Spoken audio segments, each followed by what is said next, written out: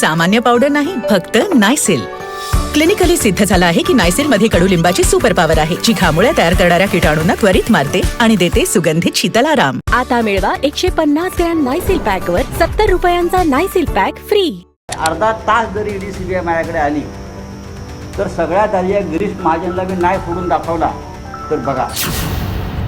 एकच माणूस काफी आहे, एकच माणूस पूर्ण आहे शिवसेना संपवायला. तर ते काम ते योग्य तऱ्हेने करतायत.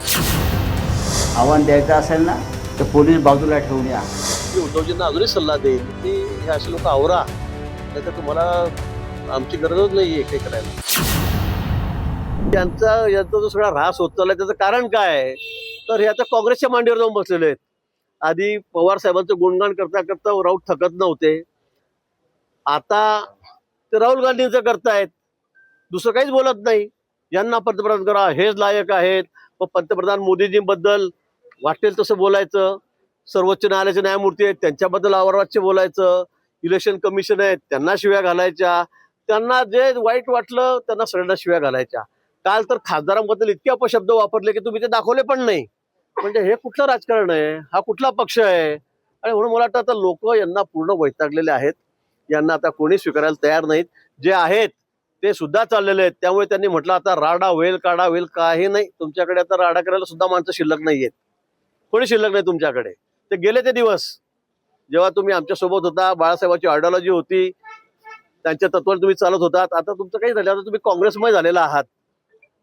काही दिवसांनी राऊतच म्हणतील की आता आपणही काँग्रेसमध्ये चला, अशी परिस्थिती आज निर्माण झालेली आहे. गिरीश महाजन जे म्हणतात ना फुटणार फुटले, मी माझ्याकडे एक दिवस ईडी आणि सीबीआय आली ना सगळ्यात आधी गिरीश महाजनला फोडून दाखवतो. एक दिवस नाही, अर्धा तास जरी ईडी सीबीआय माझ्याकडे आली तर सगळ्यात आधी या गिरीश महाजनला मी नाही फोडून दाखवला तर बघा. आणि त्याच्यावरती मी सविस्तर बोलणार आहे या व्यक्तीवर. त्या काय समजतो स्वतःला. नाशिकच्या कुंभमेळ्यात सगळ्यात मोठा भ्रष्टाचार चाललाय हिंदुत्वाच्या नावाने. कुठले कॉन्ट्रॅक्टर्स काय सगळी यादी माझ्याकडे आली आणि हे आम्हाला शिकवणार. हा, ज्याने आयुष्यभर पोलीस संरक्षणामध्ये गुंडगिरी आणि भ्रष्टाचार केला ते आम्हाला शिकवणार. मग भीती नाही ना. मग नाशिक महानगर स्थानिक स्वराज्य संस्थेच्या निवडणुकीमध्ये तुमचे नगरसेवक ठाण्यात लपवून का ठेवलेत? तुमचं सरकार आहे ना, तुमचे पोलीस आहेत ना, तरीही तुम्ही हे का लपवून ठेवले? भीती आहे ना तुमच्या मनामध्ये.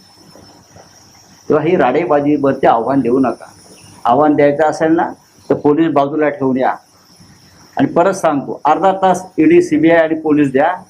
गिरीश महाजन पहिला फुटेल. गिरीश महाजन ही व्यक्ती पहिली फुटेल. हे आम्हाला सांगू नका. ते संघाच्या चड्ड्या बिड्ड्या विचार आयडिओलॉजी हे आम्हाला सांगू नका. त्याचा तोल गेलेला आहे. आणि ते म्हणता ईडीला सीबीआयला बाजूला. मी तर काय, मी बिना पोलीस बंद 16 माणूस आहे. मी तर कुठे जातो रात्रंदिवस, तुम्ही बघतायत.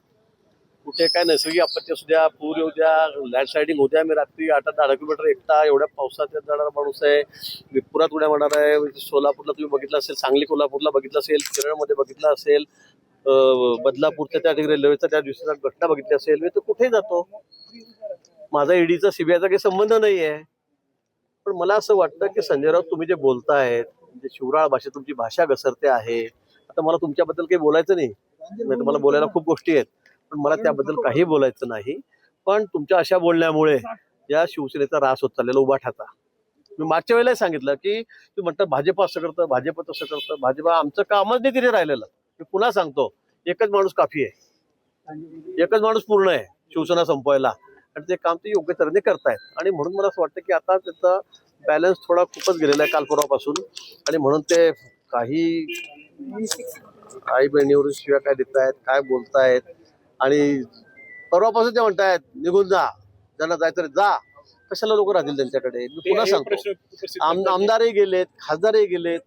तर महापालिकेत थोडेफार एका ठिकाणी काही नगरसेवक आहेत. बघा पुढच्या काळामध्ये त्यांच्या अशा वागण्यामुळे, अशा बोलण्यामुळे मी उद्धवजींना अजूनही सल्ला देईल की हे असे लोक आवरा, नाही तर तुम्हाला आमची गरजच नाहीये काही करायला.